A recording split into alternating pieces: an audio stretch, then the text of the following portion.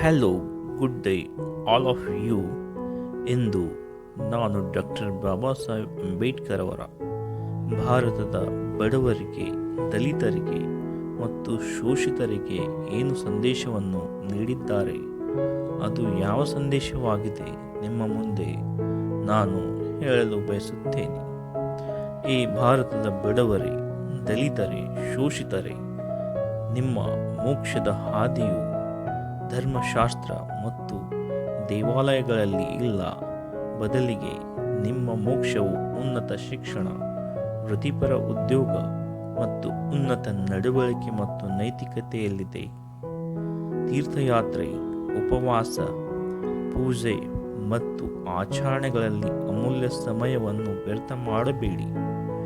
ಧಾರ್ಮಿಕ ಗ್ರಂಥಗಳ ನಿರಂತರ ಪಠಣದಿಂದ, ಯಾಗಗಳಲ್ಲಿ ಬಲಿಗಳನ್ನು ಅರ್ಪಿಸುವುದರಿಂದ ಮತ್ತು ದೇವಾಲಯಗಳಲ್ಲಿ ಪೂಜೆ ಸಲ್ಲಿಸುವುದರಿಂದ ನಿಮ್ಮ ದಾಸ್ಯವನ್ನು ಹೋಗುವುದಿಲ್ಲ. ನಿಮ್ಮ ಕೊರಳಿನಲ್ಲಿರುವ ಯಾವುದೇ ತುಳಸಿಯ ಮಾಲೆಯನ್ನು ನಿಮ್ಮನ್ನು ಬಡತನದಿಂದ ಮುಕ್ತಗೊಳಿಸುವುದಿಲ್ಲ. ಕಾಲ್ಪನಿಕ ದೇವತೆಗಳ ಮೂರ್ತಿಗಳ ಮುಂದೆ ಮೂಗುತಿ ಸವರಿಸಿ ನಿಮ್ಮ ಹಸಿವು, ಬಡತನ, ಗುಲಾಮಗಿರಿ ದೂರವಾಗುವುದಿಲ್ಲ. ನಿಮ್ಮ ಪೂರ್ವಜರಂತೆ ನೀವು ಕೂಡ ಚಿಂದಿ ಬಟ್ಟೆಗಳನ್ನು ಸುತ್ತಿಕೊಳ್ಳಬೇಡಿ.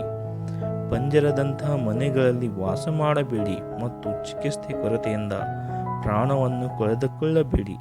ಅದೃಷ್ಟ ಮತ್ತು ದೇವರ ಮೇಲೆ ಅವಲಂಬಿತರಾಗಬೇಡಿ. ನೀವು ನಿಮ್ಮನ್ನು ಉಳಿಸಿಕೊಳ್ಳಬೇಕು.